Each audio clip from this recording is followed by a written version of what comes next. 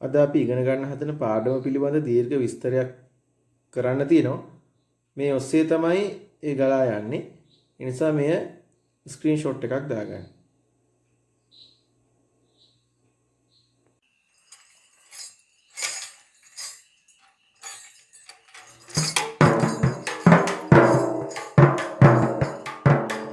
ආයුබෝවන් දුපුතුනේ අදගෙන එන්නේ කවි තුති පුද නිමි මම අගයමි දුන්නට චැනලෙට සවි ලකඹර තුර වැජඹෙන ලෙස උදයට පායන රවි දැන් එහෙනම් පටන් ගනිමු අපි සිංහල ජන කවි උගතුන් ලිව්වා පෙර දින විදග්ධ සාහිත්‍ය කවි ඊට කලින් ගයලා තිබේ අපේ ගැමියන් රස කවි කවි රීතිද සම්ප්‍රදාය රැකගති වියතුන් කවි පුදී ජනය ගැයුවේ නීති නැති ලෙස පෙර ජන කවි දිගු ඉතිහාසයක් තිබේ අපේ සිංහල ජන කවි බුද්ධ ഘോഷ හිමි කිව්වා සටහන් දාගෙන කවි ගොයම් රකින්න ලඳුන් ගැයූ අනියත බව කියු කවි ජාති ජරා මරණ පරාජය විය සංගුණ ගෙදවි හැම සිංහල යම කවියකි ජෝන් දේවි තතු දෙවි කටපාඩම් වී ආවා පරම්පරාගත වෙවි එන්න කියා පෙදෙසට විනසක් වෙවි ශෘංගාරය උපහාරය උපහාසය දුන් කවි තේරවිලිද ඇදහිලි විශ්වාසය ගැන ඇති කවි වී ගොවි තැන ගැලපෙල තලමල ගැන කියු රස කවි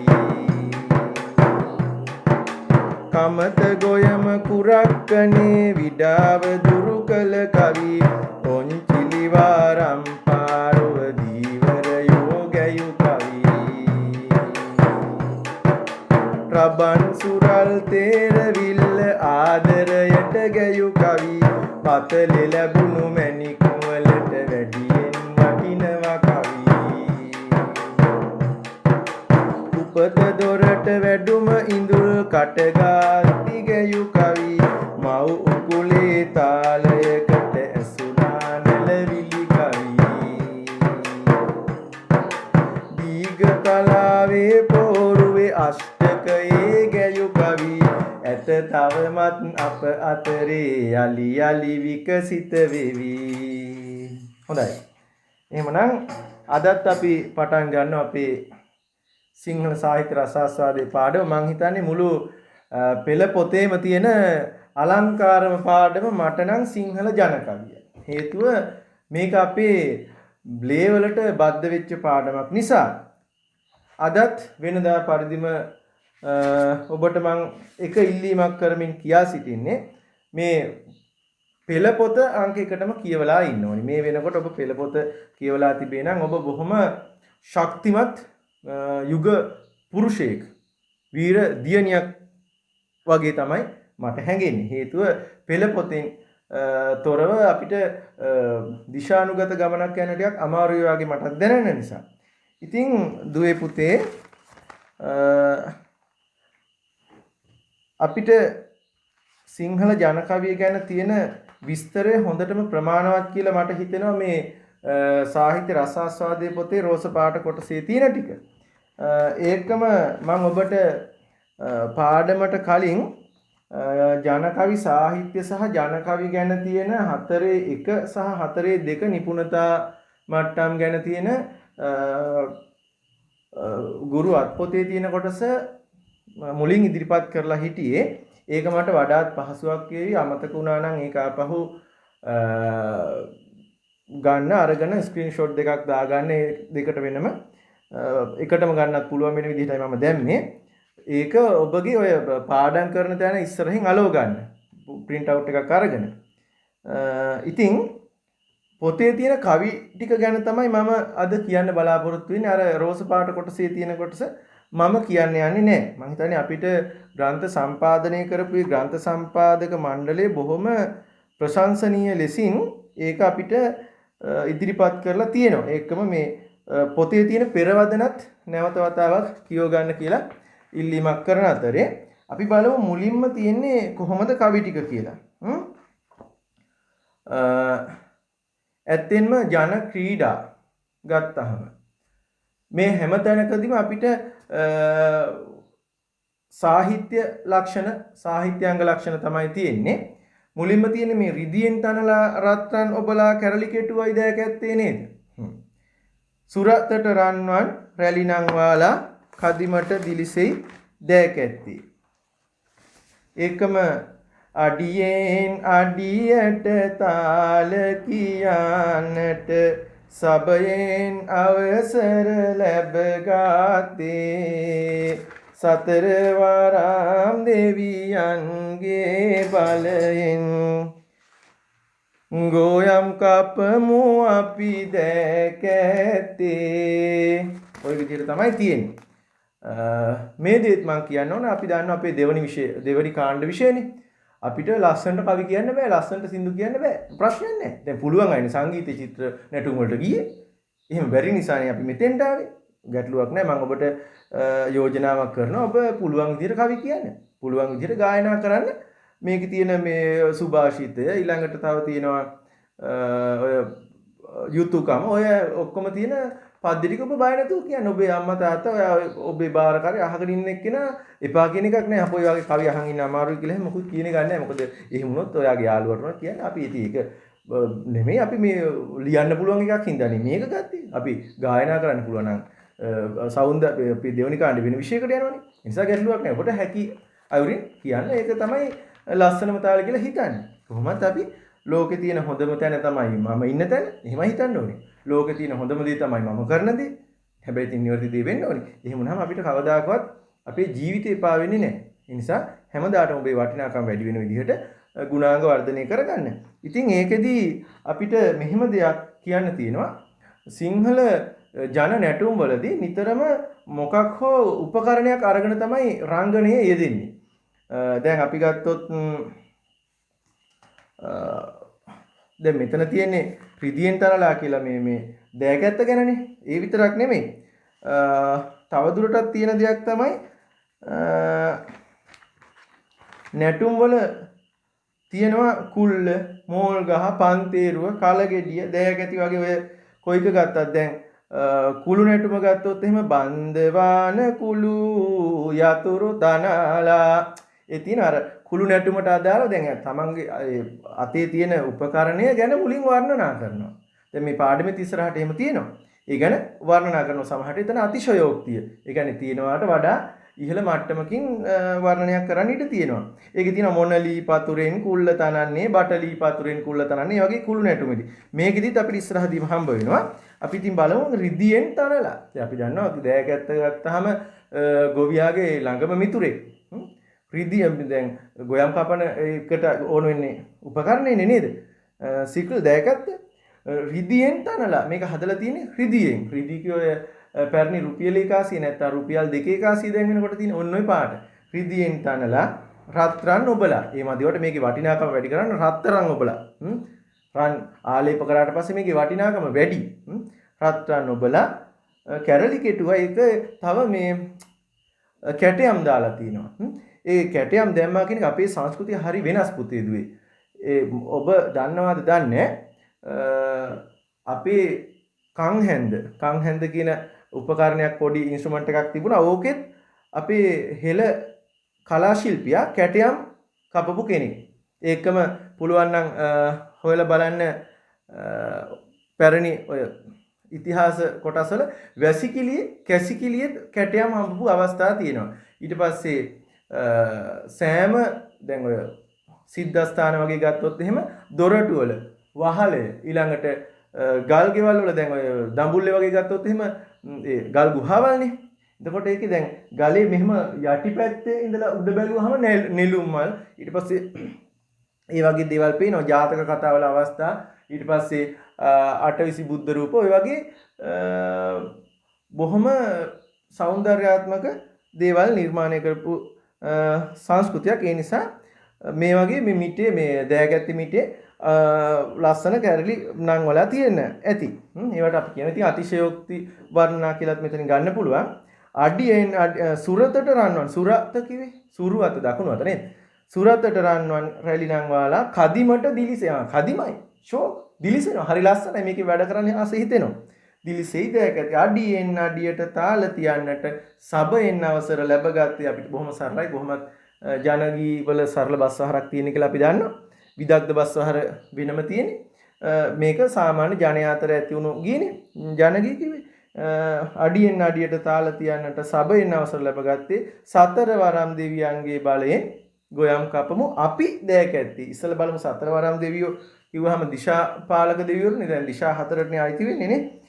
ධෘතරාෂ්ට්‍ර විරූඪ විරූපාක්ෂ වෛශ්‍රවණ කියලා දෙවිවරු 4 දෙනෙක් ඉන්නවා. ගොඩක් වෙලාවට ඔය සීවලි රූපේ හතර පැත්තේ මේ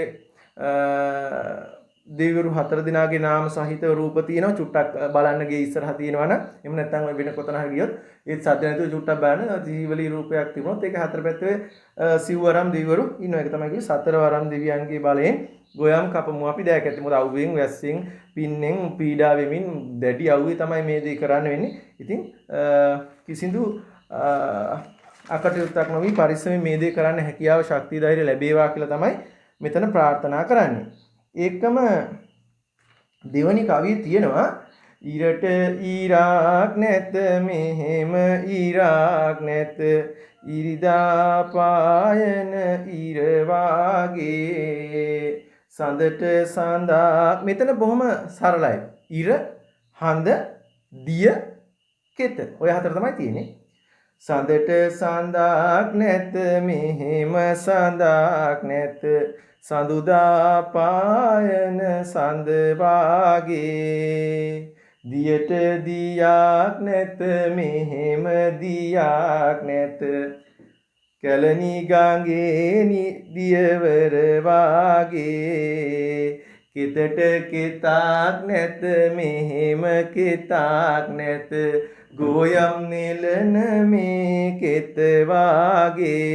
නෙලන කියන තැන ල මූර්තජයක චුට්ටක් බලා ගන්න. කෙත කෙත්‍යය වෙල්යාය ගැන මේ අතිශයෝක්ත වර්ණනා සහ මොකද අර කුඹුර මඩ කරපු තැනේ ඉඳලා වී ගෙද ගේ තුලට ගන්නකම් බැත ගේ තුලට ගන්නකම් අති විශාල දුක් අන්දරාවක් මාස ගාණක් තිස්සේ ගෝවියා විඳිනවා. ඉතින් මේ සියල්ලටම ලාභය ලැබීම වාග්ය වාසනාව උදා වෙන්නේ මේ කුඹුරෙන්. ඉතින් මුළු ජීවිතේම කුඹුර. දැන් ඊළඟ එකේ තියෙනවානේ අලින්ගෙන් ඌරන්ගෙන් ඊට පස්සේ ඉත්තෑව මීයෝ සමහරලාට මේව රකින්න කියලා සර්පයන්ගෙන් හානි වෙන අවස්ථාවක් තියෙන්නේ නැති. ඊට පස්සේ ඔය දැන් මී උණ ගැන එහෙමත් තියෙනව නේද? ඊළඟට කඩියෝ කිනිතුල්ලෝ කූඩැල්ලෝ මෙවැනි වූ බොහොම දුෂ්කරතා මැද ආපු ගමනක් මේක. ඊට පස්සේ දැන් ඔය වියලි කලාපේ නම් ගොඩක් වෙලාවට වහින කාලයට වෙනම ගොඩ බිමෙත් මේ ඒ ප්‍රදේශ හදලා වෙනම කුඹුරු නැතත් වී ගොවිතැන් කරපු අවස්ථා තියෙනවා. එතකොට ඒවා සමහරලාට අන්දර වගේ අර කටු සහිත ශාක පඳුරු වගේ තියෙන්න පුළුවන්. ඉතින් මේ ඔක්කොම විඳගෙන ආපු ගමනක්. ඉතින් කෙතට කෙතක් නැත මෙහෙම කෙතක් නැත ගොයම් නෙලන මේ කෙත වාගේ කිවි බොහොම පූජනීය දෙයක්. නිල් ගොයමයි කහසිවුරයි කියලානේ කිව්වේ. එතකොට මේ දෙක බොහොම අපේ සංස්කෘතියත් එක්ක බොහොම වටින දෙයක්. ඒකම ඊළඟ කවිය අපිට තියෙනවා මේ දුප්පත්කම නිසායි මම පැල් රකින්නේ. පැල් රකින්න කෙනෙක් ගැනනේ. ලස්සන හිම වාතේ මාවි පැසෙන්නේ. මාවි කිව්වේ වී විශේෂයක්. එතකොට අපේ පෞරාණික ගොවියා අපි භාවිතා කරපු හොඳ වී වර්ගයක් මාවි. දුක් දෙන ආලි ඇතුන් පන්නා හරින්නේ. අලියා කියන්නේ අපි දන්නවා ගහේ මැදක් වෙනකන් එයා උසයි. හොඬ වැල දික් කරාම සමහර විට පැලටම ලං වෙන්න පුළුවන්. ඒ නිසා මේ ආරක්ෂාව පිළිබඳත් පොඩි ගැටලුවක් තියෙනවා. පන්දම් පත්තු කරලා දැන් නම් අලි වෙඩි තිබුණාට ඉස්සර එහෙම ඒවා තිබුණෙත් නැහැ. පන්දම් පත්තු කරලා කෑක් ගාලා හායි හෝයි කියලා නේද මුළු යායෙම ඉන්න එහා පැත්තේ හේන් වල කට්ටිය එකතු වෙලා තමයි සමහරවිට අලි රංචු පිටින් එන්නේ. ඌරෝ රංචු පිටින් එන්නේ. ඉතින් මේවා මේ පන්නන්න බොහොම දුකක් විඳිනවා.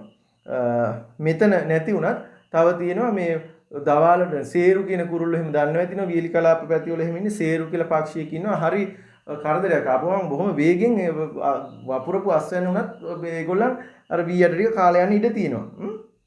එතන තියෙනවා රෑනින් පොතේ නෑ රෑනින් රෑන උඩ ඉගිලෙන කුරුල්ලනේ බානින් බාන ගල් ගැසුවත් නොයන්නනේ පුංචි තුඩින් කවි සීපද කියන්නනේ මෙදා යලේ ණය නොකරන් කුරුල්ලනේ මේ වගේ මේ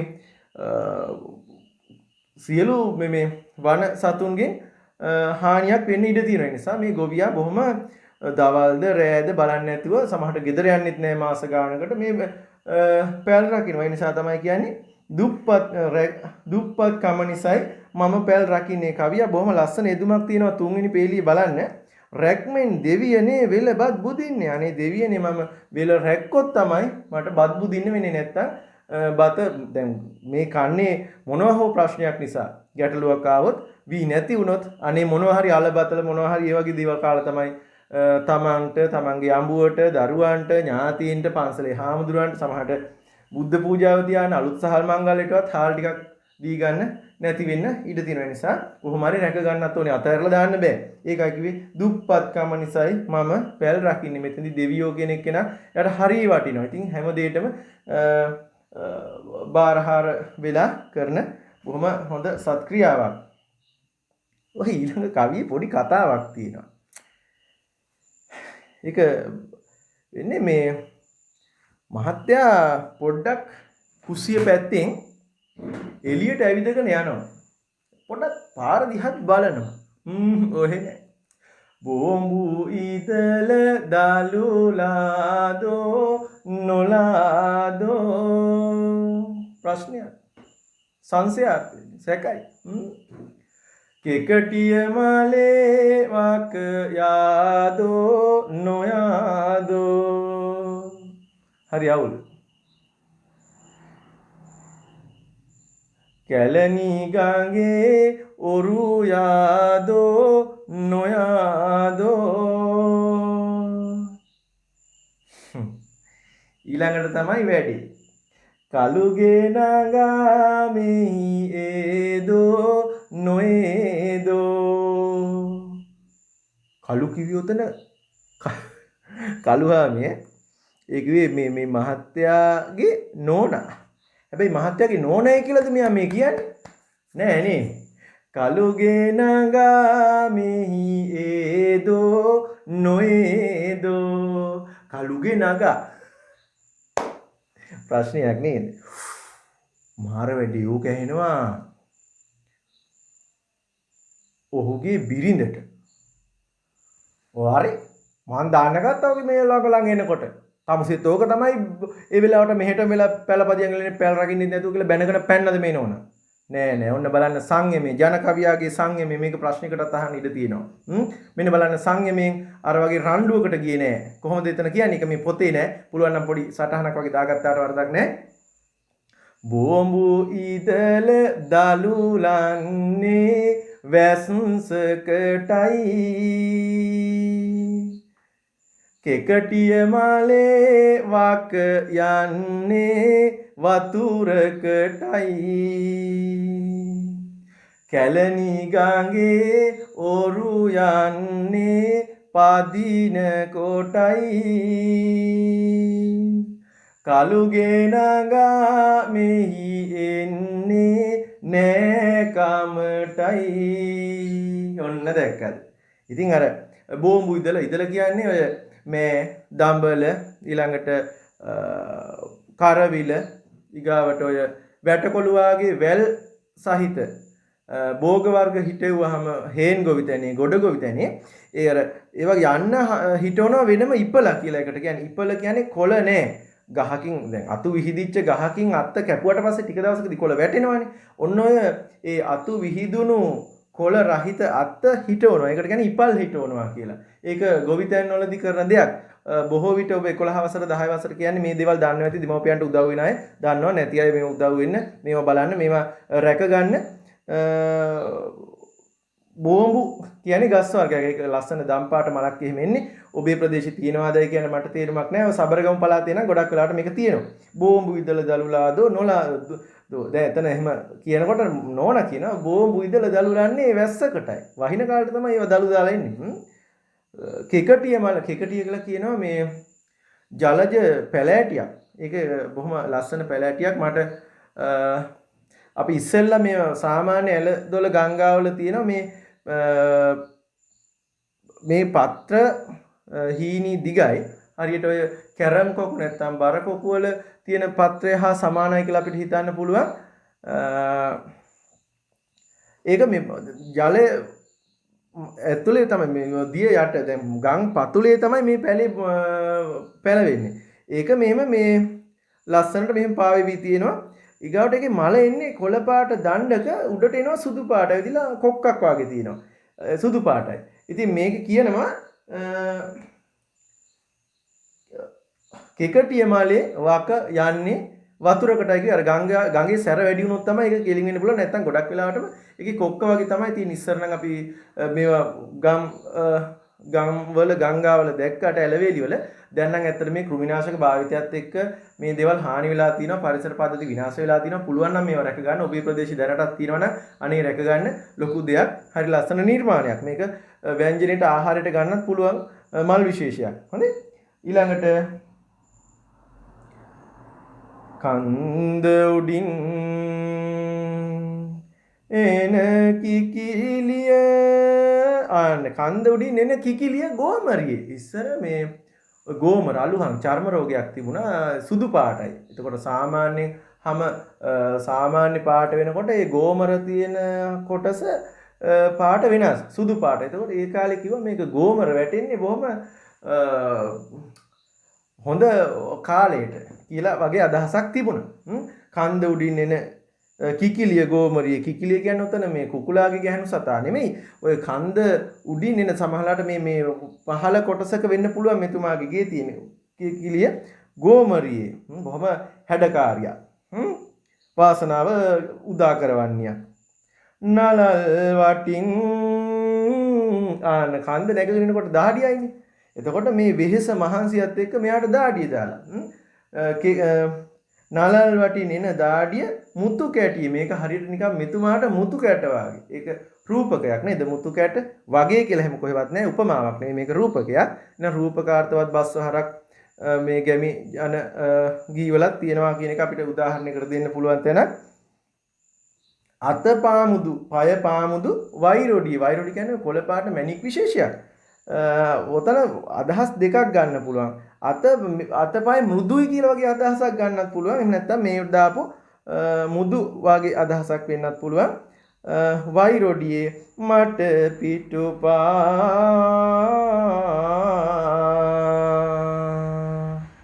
ගෙට යනවද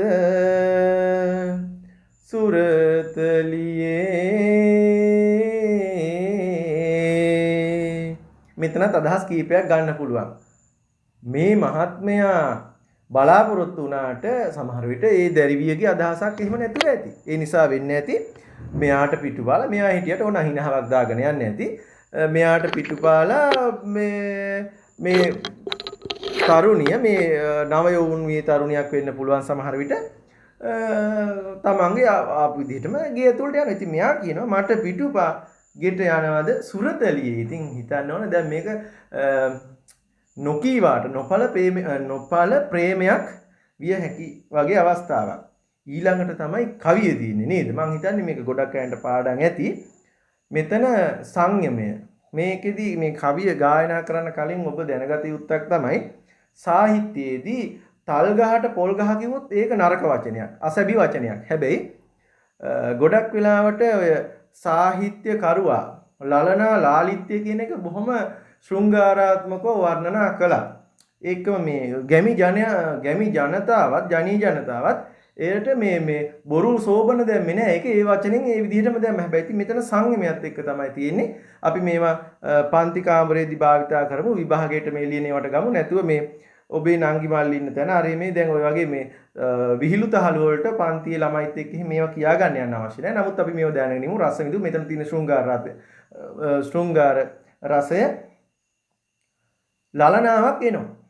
ඉන්නේ පොඩ්ඩක් වේගවත් ගමනින්. එනකොට තියෙන ලක්ෂණ ටිකත් එක්ක මේ අම්බලම ළඟ ඉන්න තරුණයාට පොඩි හැඟීමක් එනවා වගේම යෝජනාවක් ඉදිරිපත් වෙනවා. හැබැයි මෙතන සංයමය කියන එක වගේම බලමු අපි තාම චුට්ටක් ඉස්සරහට කතා කරන්න තියෙනවා. අල්ලාගෙන නෙරිය අතකින් කිම්ද නගෝ වසාගෙන දෙතන අතකින් කිම්ද නගෝ හිමියෙක් නැති ගමන් තනි මග කිම්ද නගෝ අම්බලමේ ඉඳලා අපි යන්ද නගෝ අම්බලමක ඉඳලා නෙමෙයි අම්බලමේ. ඒ කියන්නේ මෙතුමා ඉන්නේ මේ අම්බලම හා ආසන්න කොටසේම තමයි. එහෙනම් එක දිගටම මග දිගේ ආපු කෙනෙක් වුණා නම් කියන්නේ අම්බලමක ඉඳලා අපි යන්ද නගෝනේ. එහෙනම් එක දිගටම ආපු කෙනෙක් නෙමෙයි. එතෙන්දී අහම්බෙන් දැකපු ලලනාවකට තමයි මේ යෝජනාව කරන්නේ. හැබැයි එක අතකින් පොඩි අයුතු යෝජනාවක් නේ. ඔතන මේ පොතේ සඳහන් නොවුණු පිළිතුරු කවියක්. මේවට කියනවා සංවාදාත්මක ජන කවි කියලා. දැන් ජන කවි විශේෂවල මම අවසානයේ මේකේ රූප කීපයක් දානවා. මම මේ වෙනුවෙන් යොදාගත්ත භාවිතා කරපු මූලාශ්‍ර ග්‍රන්ථ ටිකකුත් ඒවැදී තියෙනවා මේ කවි ගණනාවක්. ඒක එක කොටසක් තමයි සංවාදාත්මක කවි. එක්කෙනෙක් එක දෙයක් අහුවාම තව එක්කෙනෙක් ඒකට උත්තරයක් දෙනවා. අර දැන් තේරවිලි කවි වලදීම ඔක ගොඩක් වෙලාවට දකින්න පුළුවන්. ටින් ටින් ගන්නා තෝරායි වාපන් ටන් ටන් ගන්නා තෝරායි වාපන් මගවැලි පිසින්නා තෝරායි වාපන් දෙගම්බඩ රජා තෝරායි වාපන් කියලා එක පැත්තකින් කිව්වහම අනිත් පැත්තෙන් කියනවා ටින් ටින් ගන්නා ලේනා නොවේදෝ ටන් ටන් ගන්නා ගෝනා නොවේදෝ මගවැලි පිසින්නා කුකුලා නොවේදෝ දෙගම්බඩ රජා කිඹුලා නොවේදෝ. ඒවට කියන්නේ සංවාදාත්මක. ඉතින් මෙතන සංවාදාත්මක කවිය එකක් තමයි මේ අපේ පොතේ තියෙන කවිය. අනිත් එක තමයි ඒක මේ බොහොම උපක්‍රමශීලී සහ පොඩ්ඩක් මේ ස්ථානෝචිත ප්‍රඥාව සහිත ලලනාවක්. එයා කියනවා මෙහෙම එකක්. අල්ලාගෙන නෙරිය මඩ තැවරෙන හින්දා වසාගෙන දෙතන බිලිඳුගේ කිරි හින්දා බාල මස්සිනා පස්සෙන් එන හින්දා යන්නං අයියන්ඩි ගම රට දුර හින්දා. හරි ප්‍රශ්නයක්. දැන් මෙයා බොහොම සංයමයෙන් යුක්තව කියනවා. කිව්වේ නෑ මට එන්න එපා රෝමියෝ කියාගෙන. දන්නවද අපේ ආරච්චි මහත්තයා අපේ මේ තාත්තා නැත්තම් බාප්පා බෙල්විදානිතුමා අපේ මේ අහවලා එන්න එපා රෝමියෝට මාගෙන් අහගන්න එපා. කිව්වද එහෙම එකක් නෑ. එහෙම කිව්වේ නෑ. මෙයා බොහොම උපක්‍රමශීලී වෙනවා. මේ ඉතින් අනේ මේ මං මේ නිරියෙන් අල්ලගත්තේ වෙන හේතුවක් නෙමෙයි මඩ තැවරෙනවනේ ටිකක් මේ අර දැන් වගේ පාරවල් එහෙම හදලත් නැහැ තනකොළ අරෙමි තුත්තිරිය අරෙමි කියලා જાති තියෙනවා ඇපල කියලා ඕවා ගැවෙන්න පුළුවන්. ඒ නිසා පොඩ්ඩක් මේ නිරිය පොඩ්ඩක් උඩට කරලා අල්ලගත්තේ. මේ වසාගෙන දෙතන බිලිඳුගේ කිරි හින්දා අනේ මට දරුවෙක් ඉන්නවා මේ පරක්කු වෙලා දරුවට කිරි ටික දෙන්න ඕන වෙලාවට අප්පා මමක් දෙස බලන්නේ අපි පූජනීය ඇසකින්. ඉතින් මේ තරුණයා බොහොම මේ සෙටල් කරගන්නවා නේ කන්ට්‍රෝල් කරනවා. බාල මස්සිනා පස්සෙන් එනවා. යකඩෝ කියලා වැඩක් නැහැ. මස්සිනාව නම් ප්‍රශ්නයක් නැහැ. බාල මස්සිනා ඉන්නේ අකුරක් නෑර කියයි අයියන්ඩියේ බාල මස්සිනා එනවා. අපෝ ඉතින් මේ යන්නම් අයියන්ඩි ගම රට දුරයි මට මේ පරක් වුණා රැත් උනානේ අර පොඩි එකක් බලාගෙන යනවා. ඉතින් ওই වේලා ඉක්මනට ගියා එතනින්. අනතුරුදායක තැනින් හනිකට පිටත් වුණා. එහා වංගුවට ඒකත් මේක පොතේ නෑ මම මේ දැන් ඉස්සරහට කියන එක. එහා වංගුවට ගිහිල්ලා සාමාන්‍යයෙන් ඒ ගන්න බැරි තරම් දුරට ගිහිල්ලා මෙයා මෙහෙම කවියක් කියනවා.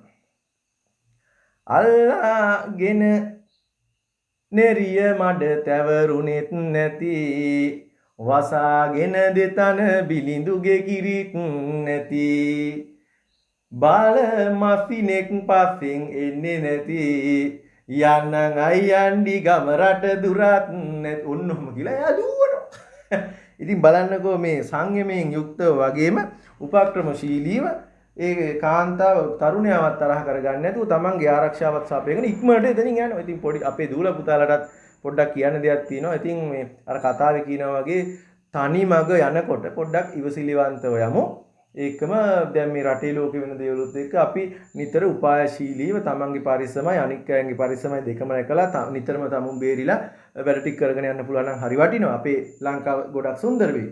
ඊළඟට මේ මං හිතන්නේ අපේ සංස්කෘතික ගැටුමත් එක්ක යන ගීතයක් තමයි තියෙන්නේ 76 පිටුවේ තියෙන බඩගිනි වෙලා මම ගිය කාලේ පුතුගේ ගෙට ආපොයි බඩගින්නේ ගියේ මම පුතා බඩගින්නේ මං කවදාවත් තිබෙන්නේ මම නොකා හරි පොඩි කාට දුන්නා මැනලා වී දෙකක් දුන්නයි මල්ලකට ඉතින් වී දීලා මොකද කරන්නේ වී ටික පෑහැලා කොටා ගන්න ඕනේ ඒ ටික පොතු ඇරලා මේ හාල් බවට පත් කරගන්න උයන්න වැඩ ගොඩයි. ඉතින් බඩගිනි වෙච්ච පුතා මට දුන්නේ මැනලා වී දෙකක්.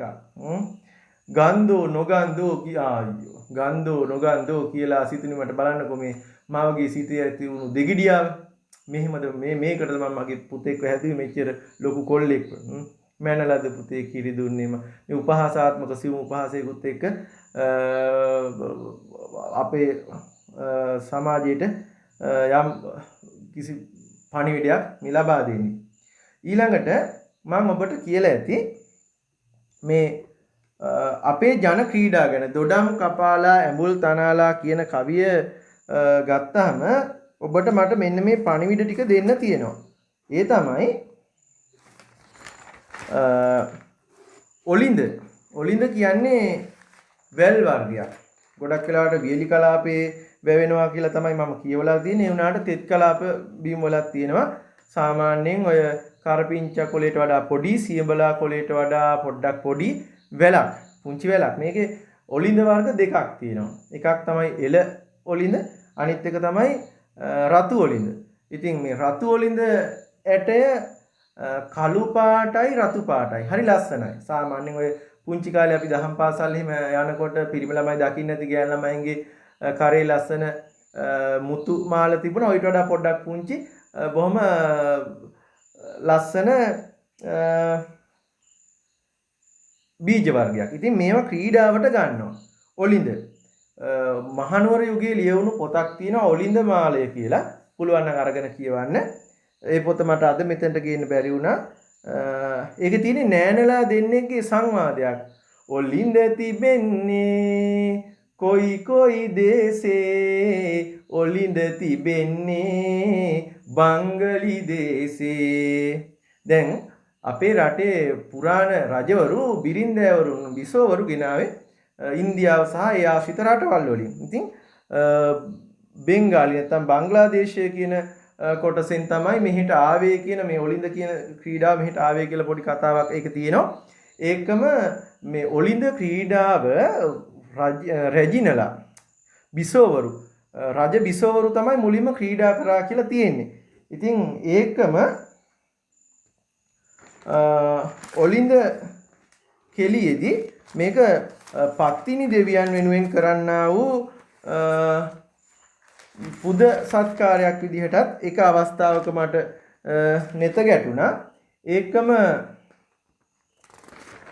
මම මේ ඔබට කියන්න කලින් පොඩි කොළ කැබලි කීපයක දාගෙන ආවා. මේ ඔලින්ද මම කිව්වා මේක බෙහෙත් ඖෂධයක් විදිහට ගන්න එකක්. මේකේ කොළ පැණි රසයි. ඒකම ශරීරයේ විෂ නැති කරන ඖෂධයක් විදිහටත් ඔලින්ද භාවිතා වෙනවා. ඉතින් මේ පත්තිනි දෙවියන්ගේ ක්‍රීඩාවක් විදිහට වගේම රජ කාලේ බිසෝවරු තමයි මේ ක්‍රීඩාව කරේ කියලා තමයි එතන තියෙන්නේ. ඒකම මේ අර ඔලින්ද තිබෙන්නේ කොයි දේශේ ඔලින්ද තිබෙන්නේ බංගලි දේශයක. එතකොට දැන් අර ඔලින්ද කවි මාලයට මේ නෑනලා දෙන්නාගේ සංවාදයට තුල මේ කතාව යම් කොටස් අපිට ගන්න පුළුවන් විදිහට තියෙනවා. ඒකම මේ සමහර අවස්ථාවල ඔලින්ද වෙනුවට මුතු යට යොදාගත්තා යයි සඳහනක් තිබුණා. ඒකම මේ කළුවර ලීයෙන් හදපු ඔලින්ද පෝරු. ඔලින්ද පුවරු අදටත් සත්කෝරළයේ තියෙනවා කියලා පොතක තිබුණා. ඒකම මම මේ මම අද මේ පොතේ පින්තූරය මම මේ අවසානයේට දානවා. මෙන්න මෙතන මේ මම මේ යොදාගන්නේ අපේ ජන ක්‍රීඩා PM සේනාරත්න කියන මැතිතුමාගේ පොතෙන්. මෙන්න මේ තියෙන්නේ ඔලින්ද කෙලිය ගැන තියෙන රූපයක්. ඔතන මැද ඇති ඔබට පේනවා ඇති ඔලින්ද පෝරුව. මේක අදටත් හොඳයි. මේවා අදටත් සත්කෝරළයේ නුවර පළාතේ වගේ පිටිසර ගම්වල ඇතැම් විට දැක ගන්න තියෙනවා කියලා සඳහන් වෙනවා. ඒකම ඔලින්ද කෙලි උපසංස්කෘතික වචන කීපයක් අපිට මුණ ගැහෙනවා. ඒ තමයි වපුරනවා. මේ අපි උපසංස්කෘතික භාෂා කියන්නේ මේ දුවේ පුතේ දැන් මේ අපේ සංස්කෘතිය තුළම ඒ වචනේ අදහස් ඒ වචනයෙන් අදහස් වෙන්නේ වෙනත් තේරුමක් තමයි ගම්මේ වෙන්නේ. අපි දන්නවා හාමුදුරුවෝ වඩිනවා. පිණ්ඩපාතේ වඩිනවා. දානේ වළඳනවා. පෑන් පහසු වෙනවා. එතකොට ඒ පහසු වෙනවා කියලා අපි කියන්නේ මේ පහසුකමනේ. ඒක නෙමෙයි එතන නානවාට තමයි එන්නේ වගේ දේවල් වලට කියන්නේ උපසංස්කෘතික භාෂා කියලා. මේ වගේ ඔලින්ද කෙලියේදී උපසංස්කෘතික භාෂා කීපයක් උපසංස්කෘතික වචන කීපයක් තමයි වපුරනවා, ඉහිනවා, ඔරවනවා. ඒක නම් අපි කරනවා වෙලාවකට නේද? පුහුල කපනවා, කනවා, පුස්ස, පුතා, දුව, ඉන්ටිය වැනි වදන් කීපයක් උපසංස්කෘතික වචන විදිහට අපිට එකතු වෙලා තියෙනවා මේ ඔලින්ද කෙලියෙන්. ඉතින් ඒක තමයි මේ කියන්නේ දොඩම් කපාලා ඇඹුල් තනාලා නාණ්ඩ යන හැටි බලන් කලු සේලේ ඇඳලා නිරිය තියාලා මිදුලේ සක්මන් කරයි කලු. ඒ සේලේ ඇඳලා කියන්නේ බොහොම නාලා එහෙම ඉන්නේ නේද? පිරිසිදුවට පිළිවෙලට සේලේ ඇඳලා නිරිය තියාලා බොහොම නීට් එකට මේ මෙතුමියන්ලා ඉන්නේ. මේක කාන්තාව අතර ඇතිවන්නා වූ ගෘහස්ත ක්‍රීඩාවක්. ජන ක්‍රීඩාවල තියෙනවා ගෘහස්ත ක්‍රීඩා සහ එලිමහන් ක්‍රීඩා කියලා. ඉතින් මේක ගෘහස්ත ක්‍රීඩාවක්. දහසක් දීලා වලලු තනාලා මං කිව්වා දෑතේ අතලා බලයි කලු. මං කිව්වා මේක රජ බිසෝවරු විසින් කරපු ක්‍රීඩාවක් කියලා. දුනුකේ මලසේ අන්න උපමාවක්. දුනුකේ මලක්. දුර එනකොට දුනුකෙයියා නේ දුනුකෙයියා මලක් වගේ සිතට දැනෙන ඔන්න ඔය විදිහට සින්දුවක් එහෙම මට මතක් වෙනවා මේ වෙලාවේ. දුනුකේ මලසේ. එහෙනම් අර කාන්තාව ගැන තියෙන උපමාවක්. දුනුකෙයියා මලක් වගේ උළුගේ ඇඳ පිට. මෙතන උළුගේ කිව්වහම සාමාන්‍යයෙන් දැන් ඇස්බෙස්ටෝස් නැත්තම් ඔය වගේ මේ විවිධ ආවරණ අපේ වහලවල් වලට තිබුණට ඉස්සර තිබුණේ පොල්ලතු, බටකොළ, පොල්ලතුයි බටකොළ එකට මිශ්‍ර කරලා ඉලුක් ඊළඟට විවිධ තෘණ වර්ග වලින් තමයි මේ වහලේ සෙවිලි කරේ. ඉතින් මෙතන තියෙනවා දුනුකේ මලසේ උළුගේ ඇඳ පිට. උළුගේ කියන්නේ ප්‍රභූ පැලැන්තියේ නිවසක තමයි මේ උළු ගෙවල් තියෙන්නේ. ඒත් ඔබ මෑත කාලයේ දැක්කා නම් උළු ඒවා නෙමෙයි. ඇතැම් විට සිංහල උළු කියලා જાතියක් තිබුණා. ඒක නිකන් පීල්ලක හැඩය අඩි එකමාරක් විතර දිග. පුළුවන් නම් ওই පුරාණ පන්සල් වල එහෙම තියෙනවා දෙමව්පියොත් එක්ක කොහේ හරි සංචාරයක් එහෙම යනකොට පුළුවන් නම් දැක ගන්න. වලව් වල එහෙම තාමත් මේවා තියෙනවා ඒ විදිහටම. දුනුකේ මලසේ උළුගේ කියන්නේ මේ ප්‍රභූ පැලැන්තියේ නිවසක්. හොඳේ. උළුගේ ඇඳ පිට. ඇඳ කියන්නේත් එහෙමයි. ඉස්සර මිනිස්සු නිදාගත්තේ පිලේ. නැත්නම් පැදුරක් දාලා. හැබැයි මෙතන ඇඳ පිට. ඇඳ කියන්නේ මේ ඇඳක් නෑ හැම ගෙදරකම. ඉතින් මේ ප්‍රභූ පැලැන්තියේ නිවසක්. උළුගේ ඇඳ පිට ඔලින්ද කෙලින සැටි බලන් කඩු. මේවා මේ ක්‍රීඩා ගීත. ඊළඟට මම ඕගොල්ලන්ට ඉස්සෙල්ලා කියලා ඇති අපේ ජන ක්‍රීඩාවල නැටුමක් ගත්තාම හිස් අතින් නටන්නේ නෑ. අඩුම ගානේ ඔයගොල්ලෝ මොන්ටිසෝරි වල එහෙම ගියා නම් ඒ යනකොට දකින්න නැති නංගිලා මල්ලා ඉන්නවා නම් ඒගොල්ලන්ගේ වැඩසටහන් වලට එහෙම ගියාම දකින්න නැති පුංචි දූලා පුතාලා මේ කලගෙඩි නැටුම, දෑකැති නැටුම ඔහොම තියෙන්නේ ඔය වගේ නටනවා. එතකොට ඒ නටනකොට මේ අපේ ජන ක්‍රීඩාවල ඒ අතට ගන්න ආයුධේ නැත්තම් අතට ගන්න උපකරණේ මම කලිනුත් කියලා ඇති අර කුල්ල ගැන එහෙම කියනකොට ඒ ගැන වර්ණනයක් කරනවා. එතකොට මේකත් ඒක තමයි තියෙන්නේ. ලත්පමණට මැටි ඉදි කරවාගෙන පත් බැඳලා කල ගෙඩි තනවාගෙන අත් නෑරම කල ගෙඩි තෝරාගෙන සිත් සතොසින් කල පිඹින්ට වෙන වෙන. එතකොට මේ කල තනන ආකාරය තමයි මේ තියෙන්නේ මේ ක්‍රීඩා කවි කලගෙඩි නැටුමේ කවියක්. ඊට පස්සේ බොහොම ඓතිහාසික කතා පුවතක් රැගත් කවියක් තමයි තියෙන්නේ. ඇත්තටම අපි මේක සොයා බැලිය යුතුයි. මමත් බොහොම උනන්දුවෙන් හොයලා බලපු කවියක්. යසසින් වැඩිපත් තිනිකඳ තෙදිනේ නුවරට ළඟ පස් නිරිඳුගේ උයනේ වට කොට දසදහසක් පිරිවරිනේ අකලට අඹයක් පළගති උයනේ. මෙන්න මේ කතාව චුට්ටක් හොයා බලන්න වටිනවා කියලා මටත් හිතුණා. ඇත්තට මම මේ අවස්ථාවේදී ස්තුතිවන්ත වෙනවා අපේ පුස්තකාල ටීචර්ට වගේම අපේ නැටුම් මිස්ලා දෙන්නෙක් මම මුණ ගැහුණා. එකම කෝල් මුර මංගල්ලේ නැත්තම් ඊගාට මඩු මංගල්ලේ වලට එහෙම යන අපේ කපු මහතුරු කීප පොලකුත් මම හම්බ වුණා මේ කවියේ පසුබිම හොයන්න. මේක ලස්සන කතාවක් තියෙන පත්තිනි දෙවියන් හා සම්බන්ධයි. මේකේ තියෙනවා මේ අඹ විදමන කියලා එකක්. ඉතින් අඹ විදමන ගත්තාම මේකේ ගොඩක් තියෙනවා. මම මේ තියෙන ඔක්කොම කියන්න ගත්තොත් ඔබේ කාල සීමාව පොඩි ප්‍රශ්නයක් වේදෝ කියලා හිතන නිසා පත්තිනි දේවිය ගැන තියෙනවා. මෙන්න මම මේ පොතේ නම කියන මේ පොත්වල මම රූපේ දෙනවා අන්තිමේ අපේ ජන ක්‍රීඩා කියන PM සේනාරත්න මැතිතුමාගේ පොතේ 17 වෙනි පිටුවේ තියෙනවා පත්තිනි දේවිය ගැන කීප අවස්ථාවක්. ඒකෙදි මේ පත්තිනි දේවිය ගැන බොහොම ගොඩක් දේවල් තියෙනවා. ජලේනි මාලේනි ජලේනි දලේනි මාලේනි පුරඹ පතිනි උපන්නා ගලේනි කුලේනි සලුවෙනි එක්වරක උපන්නා එවැනි සවෙනි සත්වෙනි රම් අඹෙනි උපන්නා මෙවැනි පතිනි තෙදෙනි මෙලක දිව බබලන්නා. මේ පතිනි දේවිය කියන්නේ බොහොම බලවන්ත සහ අපේ සංස්කෘතියේ විශාල තැනක් හිමි කරගත්ත දේවතාවියක්. ඔබ අහලා ඇති කිරිදාන වගේ දෙන්නේ මේ පත්තිනි දේවිය ආරම්භය. ඉතින් එක අවස්ථාවක වගු රටේ ඔන්න මේ කතාව. හොඳේ මේ අපේ කවි පොතට අදාළ පොතේ පසුබිම් කතාව. වගු රටේ රජතුමා පුළුවන් නම් ඔබ මේක යාළුවටත් කියා දෙන්න. වගු රටේ රජතුමාට ඇස් තුනයි. තුන්වෙනි ඇහැ තිබුණේ නළලේ. මේ ඇහෙන් බැලුවාම විශාල හානියක් කරන්න පුළුවන්. මෙයා මේ ඇස නිසාම බලවත් මේ වගු රට රජතුමා. ඉතින් මේ වගු රටේ රජතුමා මිනිස්සුන්ගෙන් බලෙන් වැඩ ගන්නවා. නිසි වෙලාවට බත් ඇටුම් දෙන්නේ නැහැ. ඒකම මේ බලය නිසාම මිනිස්සු මේ රජුලවන්ට බය වෙනවා මේ තුන්වෙනි ඇස නිසා. ඒක මිනිස්සු හිංසා පීඩාවට පත් වෙනවා වගේම පතහක් කපන්න අවශ්‍ය වෙනවා මේ වගු රට රජතුමාට. මේකට පිට රාජ්‍යවලුත් මිනිස්සුන්ව බලෙන් අරගෙන එනවා. ඉතින් ඒ රජවරුන්වත් ඉතා අසරණ වෙනවා. මොකුත් කරගන්න දෙයක්වත් නැහැ. ඉතින් මේක දකිනවා මේ තුන්වෙනි ඇහි තියෙන බලය සහ ඒකෙන් සාමාන්‍ය ජනතාව විඳින පීඩාව දැකගත්ත අපේ ශක්‍ර දෙවියෝ උපායක් කල්පනා කරලා ඒ වෙනකොට අවසාන ආත්ම භාවය ලබා නොතිබුණු පත්තිනි දේවියව මුණ ගැහෙන්න යනවා. ඒ යනකොට පත්තිනි දේවිය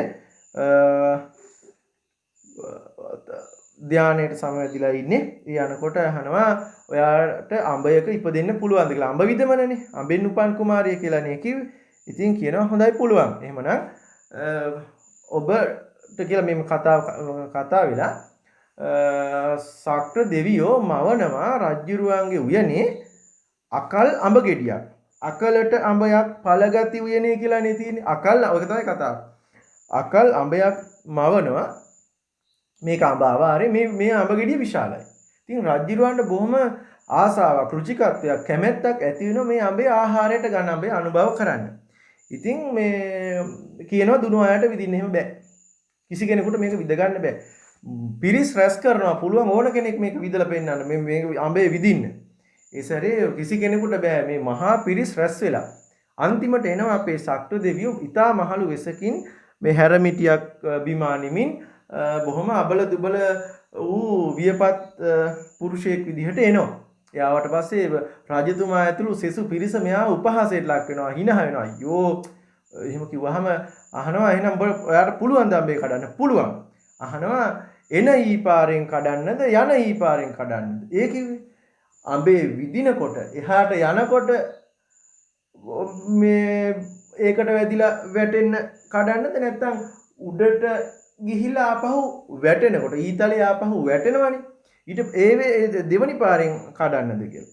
ඒ සැරේ කියනවා යනහි රජුරෝ කියනවා දැන් මේක හරි ආශ්චර්ය මේ වයසක මිනිසයා කියනදී යන හීපාරෙන් භාගයක් කැපෙන්නයි එන හීපාරෙන් භාගයක් කැපෙන්නයි. තේරුණානේ? ඊතලේ විදිනකොට යන හීපාරෙන් අඹ ගෙඩියේ නටුව භාගයක් කැපෙනවා. ආපසු එන හීපාරෙන් ඉතුරු භාගය කැපෙනවා. ওই විදිහට විදින්න තුවා. හොඳයි මම එහෙම විදින්නම් කියලා කිව්වා. රජුරවන්ටත් දැන් මේක බලන්න බොහොම ආශාවක් ඇති වුණා. වටපිටාවේ දැන් සෙනඟ රැස් වෙලා රජ උයනේ. අකලට දැන් වටකොට දසදහසක් දැන් මේ ලොකු පිරිසක් එක්ක. ඉතින් මේක හරියටම බලා ගන්න ඕන නිසා රජතුමා ඒ කෙලින්ම අඹ ගෙඩිය යටටම යනවා. හොඳටම බලා ගන්න. ඒ වෙලාවේ මොකද දන්නවද වෙන්නේ? සක්‍ර දෙවියෝ අඹයට විදිනවා. අඹ විදමන. ඔන්න ඔය කොටස හොඳේ. ඔය මඩු මංගල්‍ය උත්සවවලදී මේ කතා ගොඩක් කියනවා. ඒ එන කපු මහත්තයෙක්ගෙන් පොඩ්ඩක් තවදුරටත් වැඩි විස්තරයක් අවශ්‍ය නම් අහගන්න පුළුවන්. අඹයට දැන් විදිනවා. උඩට යනකොට අඹ නටුවෙන් භාගයක් කැපෙනවා. දෙවනි පාර එනකොට අඹ නටුවේ ඉතුරු භාගයේ කැපිලා අඹේ වැටෙනවා. ඉතින් මේක බලන්න උඩ බලාගෙන හිටපු මේ වෙනකොට රජතුමා හිටියේ වගුරට නිරිඳු හිටියේ අඹ ගෙඩිය කෙලිම පහලනේ. අර තුන්වෙනි ඇහැට වැටෙනවා අඹ කිරි. වැටිලා ඇහැ අන්ධ වෙනවා. අර තිබිච්ච බලය නැති වෙනවා. මිනිස්සුන්ට කරන්න පුළුවන් පීඩාව නැති වෙලා යනවා. මිනිස්සු සතුටු වෙනවා. හැබැයි වගුරට රජුරවන්ට දැන් මේ තිබිච්ච බලය අහිමි වීම ගැන ලොකු කේන්තියක් ඇති වෙලා කියනවා මේ අඹය කන්න නෙමෙයි මට දැන් ඕනේ මේක විනාශ කරන්න ඕනේ. දානවා කාවේරි ගඟට රජ ආන කරනවා. කාවේරි ගඟට දාන්න කියලා. ඉතින් මේ කාවේරි ගඟේ දින 7ක් පාවෙලා ගිහිල්ලා ඉක්ෂුවරුන් ඉන්න තැනකට වැටුණාට පස්සේ එතනින් අපේ පතින් දේවිය උපන්නා කියන කතාවකුත් මේකේ තියෙනවා. ඒ විදිහට තමයි මේ කවිවල අදහස් ටික තියෙන්නේ. හොඳයි එහෙමනම් මේ පාඩම තවදුරටත් අපි ඉදිරියට ගෙනියන්න සූදානම්. අදට මෙතනින් පාඩම අවසන් කරනවා. ඔබ පොතේ පාඩම නැවත කියන්න. අපහැතිලි තැන් තියෙනවා නම් subscribe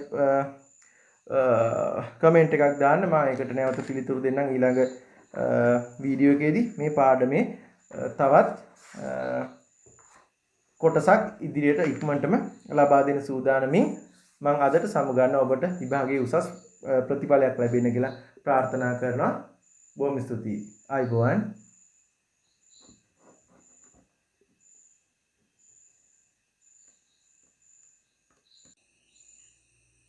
මේ තියෙන්නේ මම පාඩම වෙනුවෙන් යොදා ගන්න ගත්ත ග්‍රන්ථ කීපයක්.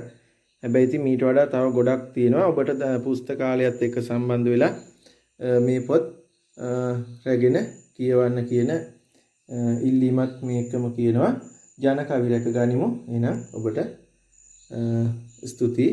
අලුත් දේවල් තව හොයන්න.